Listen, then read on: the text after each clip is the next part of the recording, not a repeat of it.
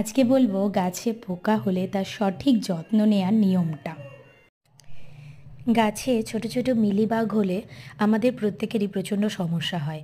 তো আজকে সেটারই একটা রেমেডি বলবো। আমি তো খুব উপকার পেয়েছি, তাই ভাবলাম তোমাদের সাথেও একটু শেয়ার করি। এই যে একতারা নামের যে গুঁড়ো পাউডারটা, এইটা কিন্তু প্রত্যেকটা গাছের, যেখানে গাছ বিক্রি হয় বা নার্সারি, সব দোকানেই মোটামুটি এটা কিন্তু অ্যাভেলেবেল থাকে।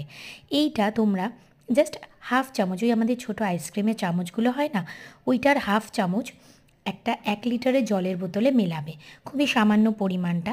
তারপর সেটা গাছের মধ্যে স্প্রে করবে। আর যেখানে মিলিবাগগুলো আছে ওইখানে দেওয়ার পর না, একটা ব্রাশ দিয়ে ওই মিলিবাগগুলোকে ঘষে ঘষে দেবে, যাতে এগুলো উঠে যায়।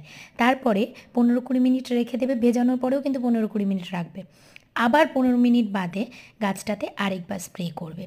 এরকমভাবে মোটামুটি যদি তোমরা 3 দিন বাদে বাদে করো, মোটামুটি 9 দিন সময় লাগলো, তাহলে কিন্তু দেখবে আর কোনো গাছে কোনো সমস্যা হবে না। এই যে জবা গাছগুলো দেখছো, এগুলো একটা সময় মিলিবাগে পুরো ভরে গেছিলো।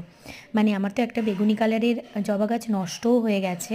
প্রত্যেকটা গাছে প্রচণ্ড পরিমাণে পিঁপড়ে হচ্ছিলো এবং মিলিবাগ হচ্ছিলো। তো সেইটা থেকে কিন্তু আমি একমাত্র এই ওষুধটার জন্যই উপকার পেয়েছি। তো এই জন্যই আমি আজকে দেখালাম যে দেখো এখন আমার গাছগুলো কতটা হেলদি আছে। শুধু একবার স্প্রে করবে, ব্রাশ দিয়ে ঘষে 15 মিনিট রেখে দেবে গাছগুলোকে। যেখানে যেখানে মিলিবাগ হবে ওই জায়গাগুলো ব্রাশ দিয়ে ঘষে ছাড়িয়ে নেবে। আবার কিছুক্ষণ বাদে একবার স্প্রে করবে। সেদিন আর গাছে জল টল কিছু দেবে না। এরকমভাবে 3 দিন বাদে বাদে একবার করে করতে হবে। 9 দিনের মধ্যেই কিন্তু এটা হয়ে যাবে। আর যেহেতু খুবই অল্প পরিমাণে লাগে, তাই প্যাকেটটা থাকেও অনেক দিন। আবার যখন